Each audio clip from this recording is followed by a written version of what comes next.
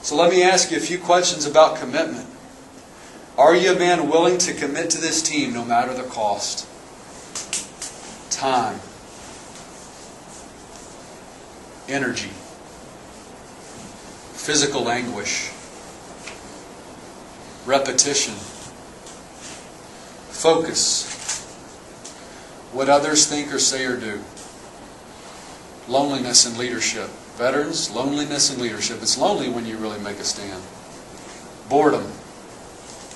A lot of time between innings sitting on that bench waiting for that next at bat when you're 0 for 3. Frustration.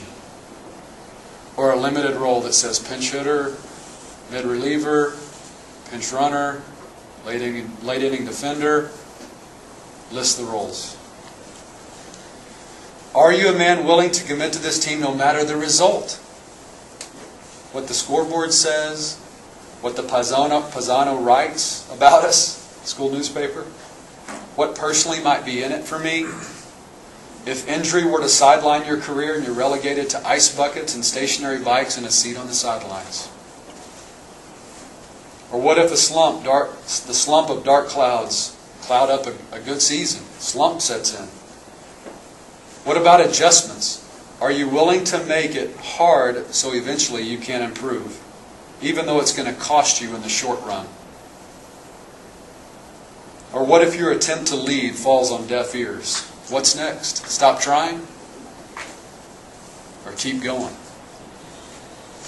Are you a man willing to commit to this team no matter the reward? The obvious goals, 40 wins, let's get there. A conference title, let's get there. A tourney title, an automatic bid to the NCAAs, let's get there. The regionals, the super regionals, let's get there. Omaha, those big 5 letters that are sitting on the board of a lot of teams in America, and they're sitting in this room figuring out how can we get there. And they're already making the plans and bullet pointing the list. This is how we're going to get there. This is backwards, but listen to this. Can you put aside the reward long enough to commit? We really want to relish the reward, but how many of us really want to toil in today? How many of us really want today to be hard so I can stand in that moment and feel the reward? How many can give their best when no one's looking? How many can really live out the mantra, win today? How many really want to spend 3 months in a town of 10,000 people in the summertime to really work and get better? How many really want to keep working despite being number 2 on the depth chart behind a senior or even a close peer? How many really like pushing their body to the point of no return and relishing in sweat, blood, and the tears of that moment? There is no better feeling as an athlete. If you're really hardcore, if you really love being an athlete, it's getting to that place where your body cannot go further. This is all I got, coach. How many really just want to compete and win? Simple as that. Not for me, not for my batting average or ERA, but simply to win the game. I am crossing these white lines and I'm going to kick that team's tail. That's it. This is what I'm about, coach. In the weight room, on the field, in practice, in competition, if you want to taste the reward, you have to endure the sacrifice of the moment. And maybe if you're lucky enough, you will wear the crown of champion. You will reach those goals that I mentioned earlier. Listen to what happens next in Nehemiah. They start building the wall. Let me tell you about this building the wall. It's pretty sweet. Chapter 3.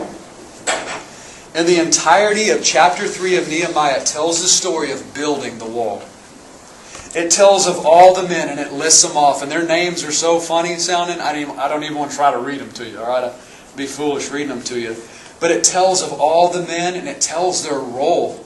They had a role. And they executed their role. And it even tells of guys that are in this list that didn't do it. They didn't want to shoulder the burden. They didn't want to be a part of it.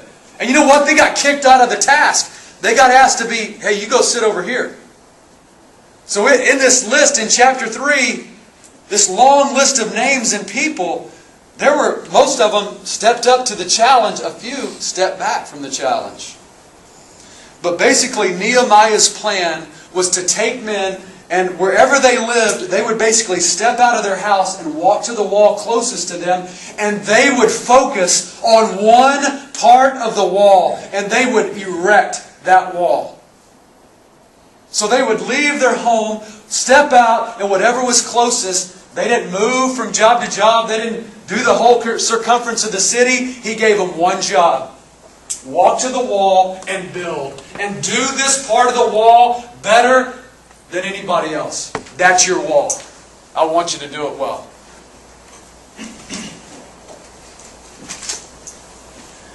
What if the secret to 2011 was this?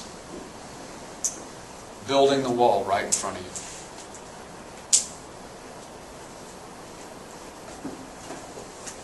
Simple.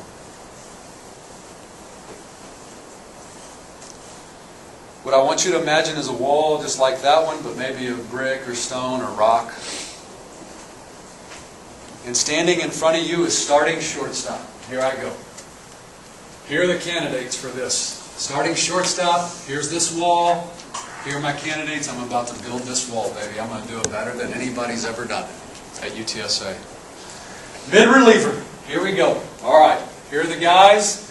This is my wall. Mid-relievers, we're a team. We're going to do this wall in the 6th, 7th, and 8th inning better than anybody in the Southland Conference. This is my wall.